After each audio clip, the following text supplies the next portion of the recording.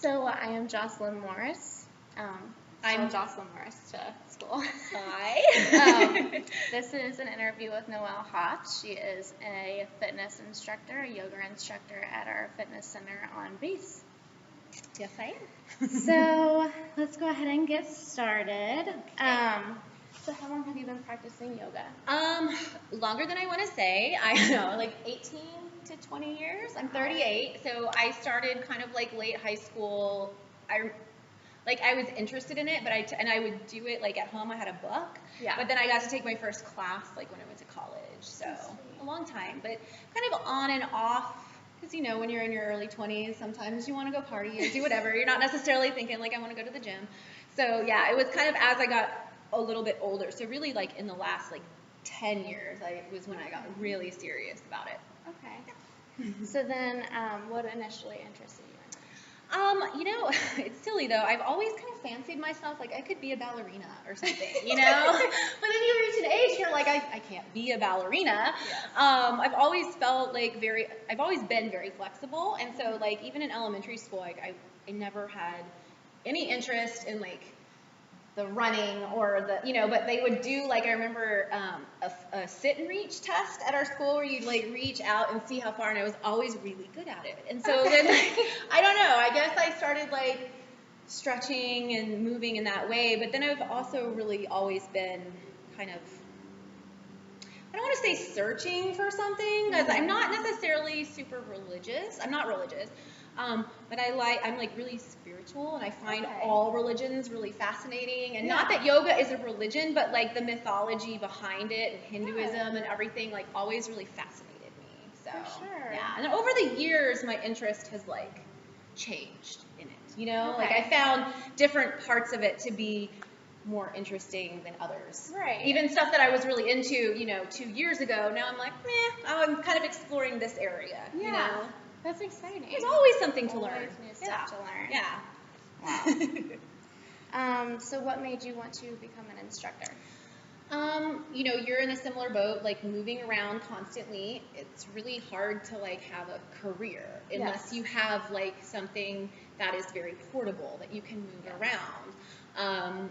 My professional life previously was in retail management and visual merchandising. So I used to travel. I worked for Nike. I worked for different companies, but Nike was my big one, you know, and I would set up, you know, we would make the stores look good. We would design the windows. We would do the mannequins and everything, and that's fun. And yes, that travels with me, except like not always. Like we're here in Italy, you know? Right. And so I don't know. I had kids and I didn't want to do all of that traveling, and I still needed something that was going to be portable for me and not something that like I had to explain all the time, like why I, you know, was moving a lot and yoga was perfect because I was doing it all the time. Right. And both my husband was like looking at it from a financial, he's like, do you know how much, you know, money we spend on your yoga all the time? You know, like you were a teacher, like, I'm like, yeah, you're right. And then my longtime teacher was like, you should become an instructor. Like, you need to do this. It's time. And so I kind of had forces around me, but then, like, it took me a while to, like, warm up to the idea. Okay. And I didn't ever see myself as, like, a fitness professional. Right. Like I said, I never liked working out. I didn't do that stuff growing up. But then, like, I mean, suddenly I enjoyed it. So I figured, oh, well, you know, it'll keep me in shape, and I'll have a job, and it'll move, and I mean, it's something I can teach in my living room if I want to. So absolutely. It works. And is it also something you consider to be for yourself? It's definitely for myself, for sure. I have a yoga space in my house that is like my space, and it's my, you know, my place where I can go and either do power yoga and have a workout, or just go sit in child's pose for 10 minutes and relax, you know. It is really, I don't know, I always say my yoga mat is my home, because like no matter where moving is hard for me. No matter where we move, I always struggle. Like I lived in the same house growing up. I never we didn't move. And so when I finally started moving around, I found that really challenging. But like wherever I go, like when you walk into a yoga class, it's like you find people. Yeah, you find your people and you find comfort. And even if everybody in this room was like a total jerk, like I'm here and I can do yoga and I feel good. So kind of tune out the other people and be able to bring yourself back to yeah, center. and I mean, there's a greater metaphor, with yoga in that, like, I mean, we do lots of repetition, and there's lots of cycles, and our life is like that. Our life is just like a bunch of repetition, a bunch of, starting over and ending things, starting things, and like, especially in this life. Yes. I mean, this military life is hard. But I think it also just makes me, a kinder person. I'm not by nature relaxed. I suffer from anxiety and depression. I take medication for both, and this is something that it helps with those things in a way that like medicine can't possibly, So like if I'm having a bad day, here we go, you know, and it's great. I never feel worse for having done yoga. Yeah, exactly. You always feel better. Yeah. So, I would have never guessed that you were. that you struggle with. Absolutely. And That's how I know it's a chemical thing. Like when people talk about it and they talk about how, like medicine, it can help. It's not the whole part, but I know, like I can look on paper, my life is great and I'm happy. Like I have a happy marriage and my kids are well behaved and I've got a job and we can pay our bills. There's, everything looks good on paper, and yet, I'm crying in the afternoon or something for no reason. Yeah. And something's wrong, something's not right. And so even with all of those tools available to me with breath work and body work, like the medicine does help. So it's whole body work. And it does. I mean, I have moments of stress where I know, like, I haven't done yoga for myself in a couple of days. Like I've only taught or something, And no wonder why you're so upset today. Exactly. And then I can do yoga and I'm okay. Yeah. And there are times when I'm stressing and like, barking at everyone in the house, like, you need to do this and you need to do that. And my husband very nicely will be like, babe, do you want to go take a class? And I'll be like, yeah, I do. It's a lot nicer than saying like, you want to go pop a pill or something, that sort of thing. And very rarely, I mean, we were actually discussing that before class. I'm like, very rarely do I need to take anything for my anxiety ever, because I do have yoga. I mean, it's there, like I have it if I need it, but it's not a part of my daily life. But I do know, I will say that yoga has made me more aware of those sensations, where before I would just be like, I remember my first panic attack, I thought I was having a heart attack and I didn't know what was going on. I'm like, I'm dying, like something terrible is happening. And then, and I thought that was it. Like I thought it just like hit you like that. But then, all the talk in class about like observe your body, find where the breath is going, see what you feel. Like I started to notice, like I could find little clues like hours before any kind of panic attack might actually happen. Okay. Like, the last time I had a panic attack, I remember that morning, like my stomach was hungry. I wasn't hungry or something, like things like that. And I you was go, shaky. yeah. And so you start becoming more aware of your body and more present, more mindful, because our mind is usually like everywhere else, and especially with like anxiety, like you're thinking about a million things. Right. So like if you can really tune in and go, okay, like they're having this feeling here, like that doesn't feel right. Let's see if we can calm down. And excuse the chatter in my brain. Yes, absolutely. I love when you say that. Yes, it is. But that's what it is. And like you don't even know. You're like in the middle of yoga and you don't even realize you're thinking about something else. You're kind of on autopilot. And then like just having the teacher say like come back to your breath, you're like, oh yeah, I wasn't there. Like I was somewhere else. Oh yeah. So yeah. So I guess I don't remember what the original question is. I feel like I've gone like way off. But yes, it is for me. It is for me. As well as being I'm not like a stay-at-home mom. Like I'm not, even when my kids were little and there was a lot to do. Yeah, I need something for myself. I need a job for myself. Even if it's just like I teach 3 hours a week at the gym, like that's it.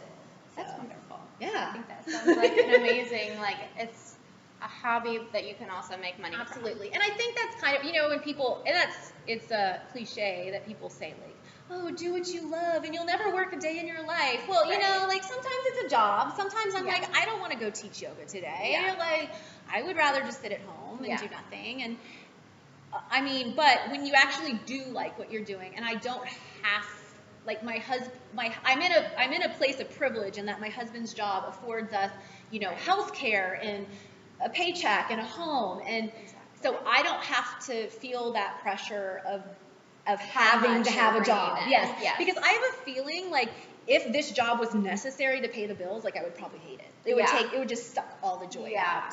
Exactly. So I am in a place of privilege there. To be able. You would be more cautious about who is paying you what, and if it's actually going to help. And it would kind of make you resent it. It does, it still does. Even though I don't have to. And again, this is like between me and you and my friends here. You know, I teach what I call karma classes, where it's a free class, but it's just like you donate what you want to donate. You can, you know, and I do a regular. I work with the teachers and the administrators over at the school, and I just run this class. Some moms are like big into PTA and work in the booster club. I don't do that. This is my way of volunteering and giving back. So like it is volunteering, and I understand that. Like I am giving back to these teachers, but they also know that I'm taking my own time and my own equipment, because I bring mats and blocks and straps and everything. And so, you know, like they'll toss a few bucks into my little basket or whatever, and it's nice.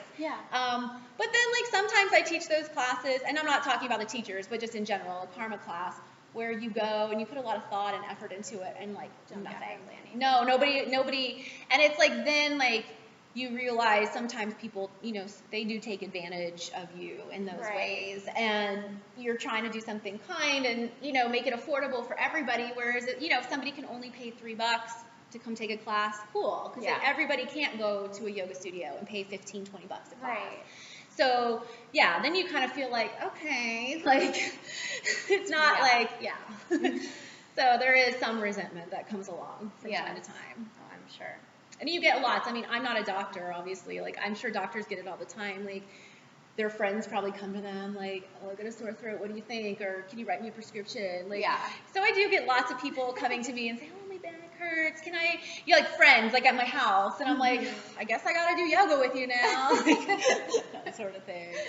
But it's kind of nice, though, that you have the ability to help people. That's what I love. And that's something that they say in the Yoga Sutras, which is like, kind of like the only definitive original resource of yoga.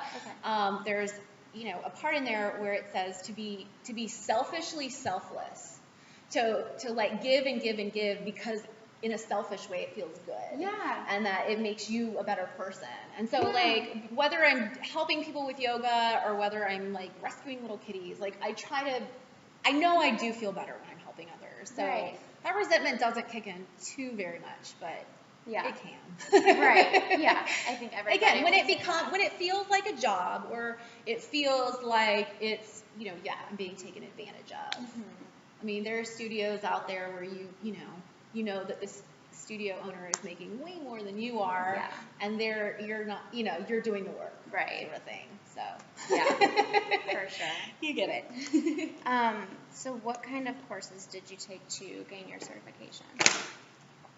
So, kind of like we talked about previously, like that's kind of bottom level, like getting your bachelor's degree in yoga. And it's not a degree, but kind of the starting out point is a 200-hour course, and it depends on what you're doing. So like what style of yoga you're doing, or if you know, we did meditations every class, but she didn't really teach us meditation techniques. Like maybe another course might focus more on that and less on inversions or something, you know.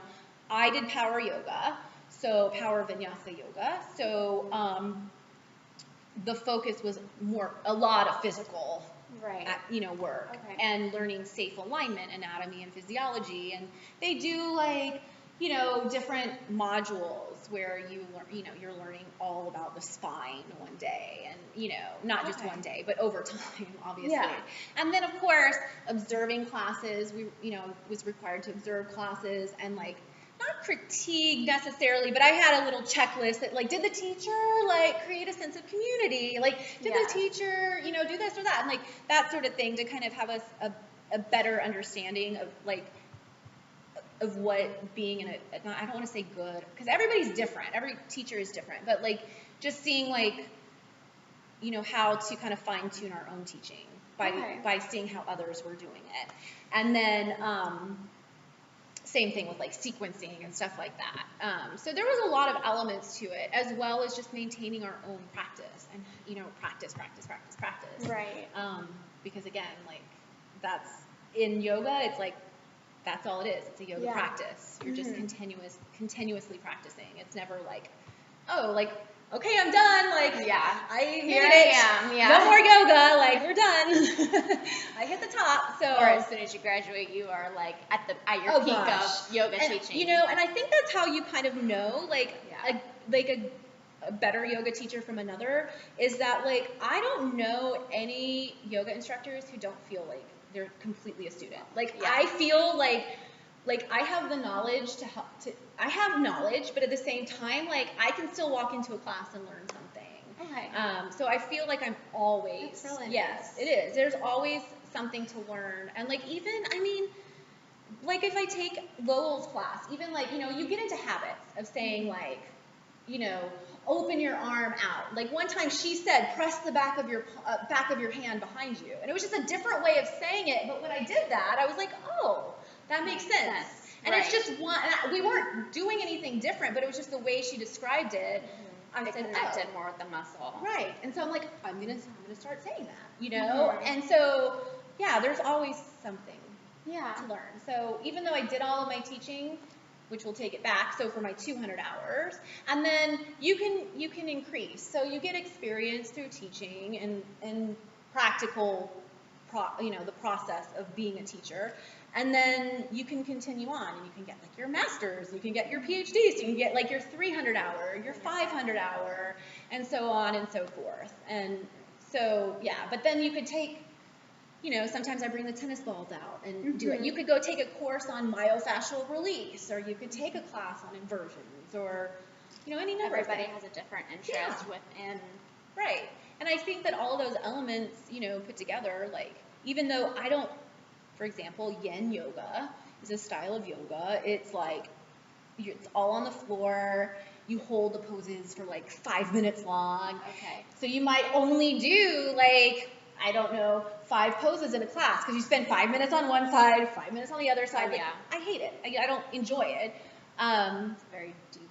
Yeah. Stretch. Which sometimes, but it feels good, but I find myself bored. Like I like to keep moving and I like to keep, trying. I feel like you're actually exercising a little bit. Yes, a little bit. That's like my passion. But like, I could take a yin yoga, class and learn more about why we need to take yin yoga, because I bet I probably need to do it more often, So there's all kinds of different applications of yoga, I guess, not applications, but forms of yoga that you can dive into. Or you can even spend, because yoga, there's like 8 limbs of yoga, they say, and like pranayama is one, asana is one. And then, so the other 6 have nothing to do with moving your body, and they all have to do with internal. So, like, I could still call myself a yogi by focusing on any one of those other 6, and just, and look at that, Such drastic differences. Oh, absolutely. Absolutely. What do you wish would have been a part of the courses that wasn't? Definitely like meditation. Like I said, we meditated, but we didn't, I've had to learn a lot of that on my own, like facilitating that for people. I wish that she had taught us more like the business side of yoga, like how we can market ourselves, and it's not about making money, but we still have to pay the bills. So like monetize our business, like, I think a lot of people in general, like not even like you, like watching my kids, you know, it's like people feel worried asking for money. So it's like, oh, whatever you feel is like whatever. Like I'm the same way. Like, oh, what do you charge? Oh, you know, whatever you feel is fair. So like I feel like maybe some more like businessy type assertions, like this is what I charge and this is what I do. I've gotten better at that over the years, but I wish there had maybe been a little bit more discussion of that. I mean, having insurance, you know, you have to carry insurance to work at gyms and studios. You have to, you know, have continuing education classes if you want to be involved in different organizations of yoga, like Yoga Alliance. So some of that stuff wasn't really made clear in our training. Okay. So, yeah. Okay. What attracted you to vinyasa over the other forms of yoga? So I love like that physical, like I feel like at the end, like I'm not necessarily ready to relax. So if I were just to lay down and say like, okay, I'm feeling anxious or I'm feeling worried or whatever, I would lay there and my mind would be a million different places, you know? But I feel like when I really push my body, like not only am I, there's like that sense of like, wow, like I'm stronger than I think I am, like physically, and that like, you know, that like comes up in my personality and my emotions when I realize like, oh yeah, like I feel like a badass because I just did X, Y, or Z. But then like after we've stressed our bodies and moved our bodies and twisted our bodies, by the time you lay down at the end in Shavasana, I feel like you're really finally, I'm finally really open to the experience of relaxing and being at peace and being present. Yeah. And then not only that, but that presentness of, I don't know if that's a word, that presence, presentness, mindfulness of moving my body, you know, just stepping forward, breathe in, breathe out. It's like a moving meditation for me personally. And I love that about the practice of vinyasa, of staying with the breath and moving with the breath and just allowing that kind of natural ebb and flow to happen, which again, I can carry off of my mat and say like, you know, if I'm in a stressful situation, just focus on your breath. Like breathe in, breathe out. It's okay. Yeah.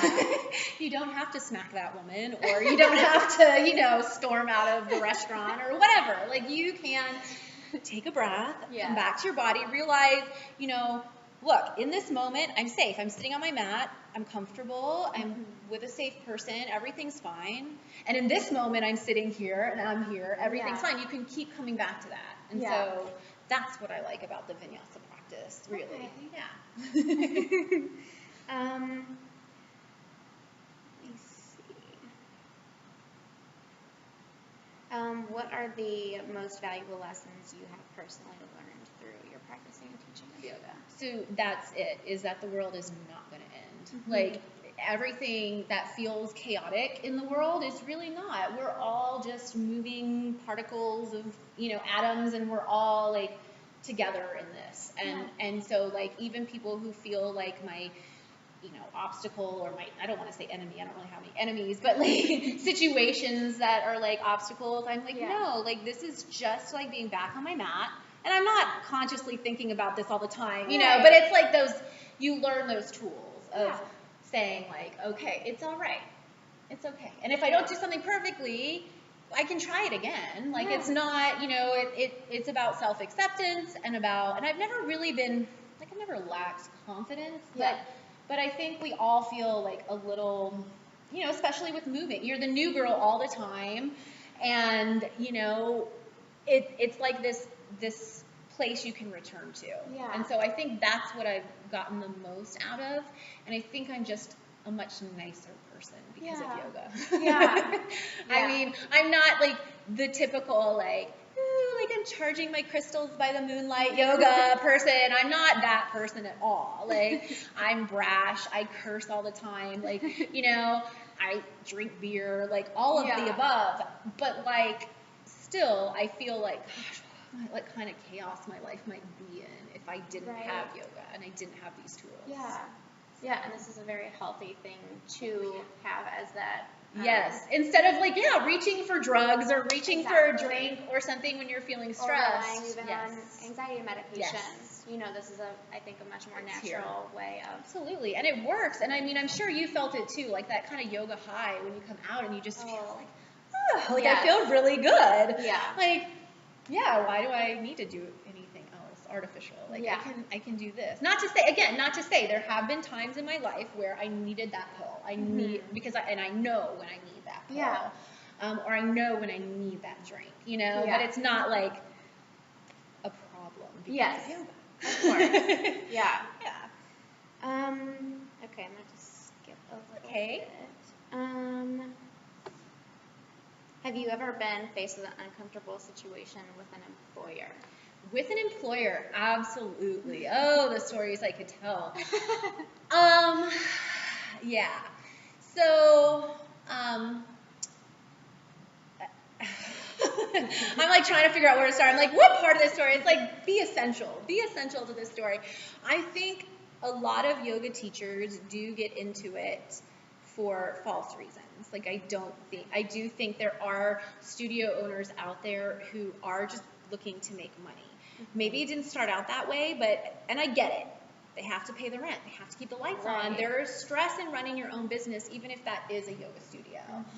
Those people can end up being not so nice and feel like you're being not appreciated in your job and that you're not in necessarily a professional setting. Because there is this kind of, not at a gym. You don't really feel it at the gym. But like in a yoga studio, it's kind of like, well, we're all friends here. And then at the end of the day, you're like, yeah, you're my friend, but you're my boss. And we need to have there's kind of a blurred line between boss and employee in yoga studios. That can be then when the boss has to be the boss, or when you have to assert for stand up for yourself, it can create problems because we've created this environment where we're all relaxed, we're all buddies, we all love each other, we're massaging each other's backs, that sort of thing.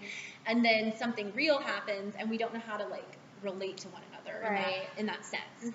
So I mean, I've worked at places that could, it would be Friday, I go to pick up my check, I'm sorry, I can't pay you today, I'll have to pay you on Monday. Well, that sucks, but then what do? Do you say, fine, I quit and walk away, or do you say, well, you're my friend and I understand and I'll get my money on Monday? And, those are difficult situations. Exactly. So there have been situations like that have arisen, and I have people in my life who I love very, very much, who I would consider some of my closest friends, that have their own studios that I will never work with again. Because I know that it put a strain on our friendship. It's hard to mix friends and business. Yes, absolutely. So, I don't know. And there is a lot of cattiness, especially in the power vinyasa world, because there's a lot of ego that comes into it with wanting to know all of the coolest poses and being the best person in the room in those, the teacher will say, I'll say sometimes now would be a good time if you want to, if you take if you practice inversions, if you want to do your handstand, take your handstand right now. And then there will inevitably be in a busy studio, there will be one person who doesn't do that thing. It'd be one thing if they just came up on their head, but one person who has to do it and then move their legs into lotus in the air and then try to bring it onto a finger. It's I don't. Too much. Yeah. So and those people are usually teachers, and so that kind of ego, I feel there's ego sometimes in the business side of yoga. Yeah, and I can see that. Yeah, and I can do the most yoga stuff. Yeah. Because there's definitely teachers out there, from where, in Washington State, where I'm from, that I would feel very uncomfortable, trying to be friends with. They are just the teacher, and that's cool, and they are unapproachable, and that sucks. Yeah. So definitely. I think there's all kinds of, but I would say that's the most one, because truly yoga studios, they do struggle. They struggle, and so and most people I know, there's all types of different ways of paying. You might you might get paid by the head, you might get paid per class, you might do a split where you get 70% and they get 30%, or, you know, there's different things. And I have found that when a studio starts to struggle, they suddenly decide they're going to change the pay structure. And so what you agreed to do in the beginning isn't necessarily what you're doing now. They're trying to sell it to you like, oh, but you can make more money because now you're paying by the head. And I'm like, well, no, because nobody's coming here, and that's why you're having to change the class, you know, that sort of thing. So, yeah. And then you have to decide if you want to strain your friendship or even just stay employed, because you always think, I do always think, like, I want to have a class, like I want to work, and do I like cut off my nose to spite my face and say, well, fine, I'm not going to teach at your studio anymore, and then I'm going to go home, and then what? Like, now I'm here, now I don't have a job, and now now my friend's mad at me or whatever, and now I feel like I can't even go practice in that studio because I just stormed out or whatever, you know? And so you don't want that to happen. You don't want to burn your bridges, but you also want to stand up for yourself. You want it to be fair. Yeah. So I don't really find that in gyms, and I do like that about the gym setting. Yeah. Because the yoga teachers aren't part of, I think it does happen with the weightlifting guys, the fitness guys. Yeah. But like we're yoga, and even though we're fitness, like we're kind of separate from that, and so we don't get involved. Thank goodness for that. Okay. Let's see. What advice would you give to somebody who was looking to enter the fitness industry, the yoga industry? Practice. See what you like, because honestly, like if I had signed up for the first, you know, like, oh, there's a training down the street, maybe I would have hated it. I never knew the teacher, you know, that sort of thing. Like, do your research, learn what you like.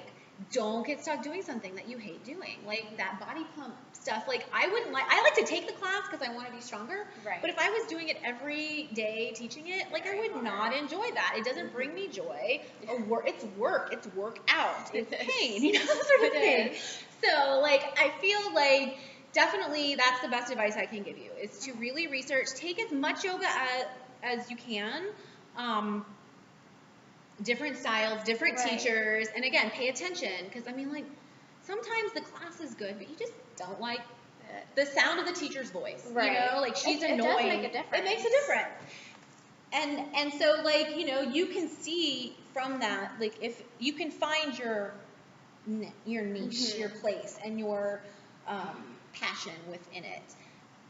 By not jumping on the first thing that happens or going to something, because I mean, I say that being like the only yoga teacher here. I'm like, you shouldn't go just because it's the only class. But I mean, it's definitely something that I would research, make sure again you get you're within like the Yoga Alliance system, the accredited 200, 300, 500 hours. Yeah. Make sure that it's a legitimate program.